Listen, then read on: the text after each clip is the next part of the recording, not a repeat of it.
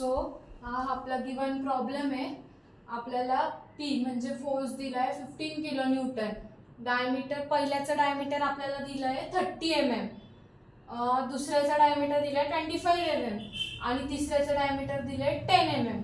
तसंच आपल्याला पहिल्याची लेंथ दिली 100 mm, दुसऱ्याची लेंथ दिली 150 mm आणि तिसऱ्याची लेंथ दिली आपल्याला 110 mm. इथे डायग्राम गिवन नाहीये, तर एकतर आपण बनवू शकतो नाही तर डायरेक्ट क्वेश्चन आपण सॉल्व्ह करू शकतो. तर आपल्याला ह्या प्रॉब्लेम मध्ये ना मागच्या प्रॉब्लेम मध्ये आपण जेव्हा बघितलं तेव्हा ई एकच होता आपल्याकडे, ई 210 आपल्याला दिलेला होता. तर ह्या प्रॉब्लेम मध्ये ना प्रत्येक याला ई दिलेला आहे. E1 आपल्याला दिला 210, E2 आपल्याला दिला आहे 190 आणि E3 पण आपल्याला दिला आहे 210.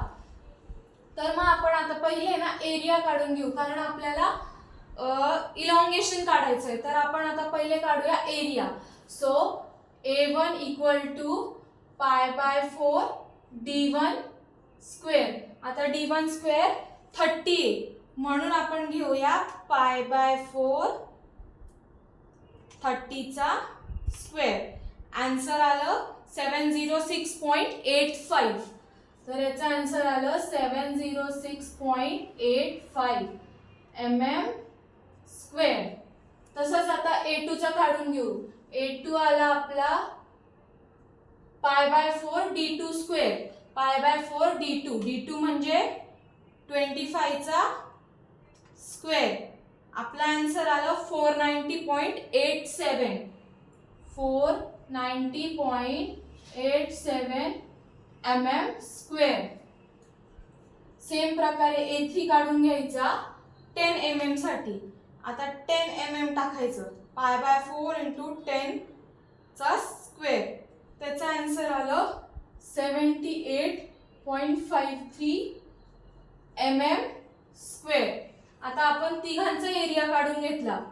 आता आपल्याला काढायचंय हा फॉर्म्युला यूज करून, delta L equal to PL/AE, PL/AE.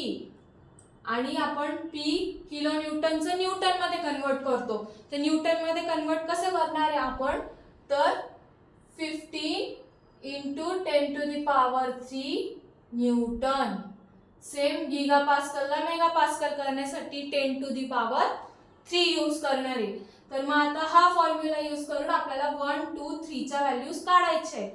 तर आणि नंतर आपल्याला टोटल डेल्टा L काढण्यासाठी L1, आता टोटल डेल्टा L काढायचं आपल्याला, तर delta L1 plus delta L2 plus delta L3 असे तिघी प्लस केले तर आपला ओरिजिनल डेल्टा L ची व्हॅल्यू आपल्याला भेटल.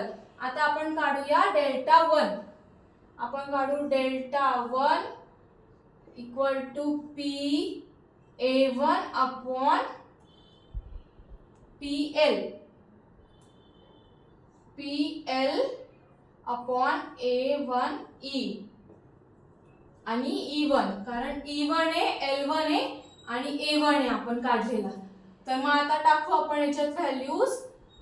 P ची व्हॅल्यू आहे 50 × 10⁻³, L ची व्हॅल्यू आहे 100, A1 ची व्हॅल्यू आहे 706.85 × E1 ची व्हॅल्यू काय आहे 210. 210 गीगापास्कलला मेगापास्कल मध्ये कन्वर्ट करण्यासाठी 10⁻³ नी मल्टिप्लाय केलं. आता इथे आपला येईल डेल्टा L1. तर आपण डेल्टा L1 काढू. आता डेल्टा L1 काढण्यासाठी ह्या व्हॅल्यूज टाकायच्या. 15 multiply by 10⁻³ multiply by 100 upon 706.85 × 210 × 10⁻³ याचा आन्सर येतं आपल्याला 0.0101. आपण 4 डिजिट पर्यंत घेतो. याचं युनिट आहे mm. जर आपण हे युनिट दिलं नाही तर आपल्या एक्झाम मध्ये अर्धा मार्क मायनस होतो, त्याच्यामुळे हा युनिट इम्पॉर्टंट आहे. इथे एरियाला mm स्क्वेअर असतो आणि इथे इलॉंगेशन साठी mm असतो. सेम प्रकारे आपण काढू डेल्टा L2. डेल्टा L2 ला P ची value as it is 15 into 10 to the power 3. L म्हणजे 150 दिलाय आपल्याला. 150 डिवायडेड बाय एरिया काढला 490.87. 490.87 इंटू E2 का दिलाय 190 GPa. GPa ला MPa मध्ये कन्वर्ट करण्यासाठी into 10 to the power 3. So 190 into 10 to the power 3. So आता आपण काढू delta L2. Delta L2. So आता 15 into 10 to the power 3 multiply by 150. Multiply by 150 divided by 490.87. 490.87 into 210च्या ऐवजी आता काय आहे 190 into 10 to the power 3. Answer आलं 0.0241 mm. सो L2 आला. आता सेम प्रकारे A3 साठी आपण L3 काढून घेऊ. तो delta L3 is equals to P ची व्हॅल्यू काय आपल्याला 15च दिलेली आहे. So 15 into 10 to the power 3 multiply by L काय दिलं आपल्याला 110. 110 डिवायडेड बाय एरिया. एरिया काय आहे 78.53 आणि E काय दिलाय 200. त्याच्यामुळे 200 into 10 to the power 3. So आता इकडे घ्यायचं 15 into 10 to the power 3 multiply by 110. परत आन्सर मध्ये घ्यायचं डिनॉमिनेटरला 78.53. 78.53 multiply by 200. Multiplied by 200 into 10 to the power 3. याच्याने मिळेल डेल्टा L3. डेल्टा L3 ची व्हॅल्यू आपल्याला भेटली 0.1050 mm. नेसेसरी आहे कारण इथं युनिट जर नाही दिला तर आपले मार्क्स मायनस होऊ शकतात. तर आपण L1 L2 L3 काढला तर आपल्याला डेल्टा L काढायचा आहे.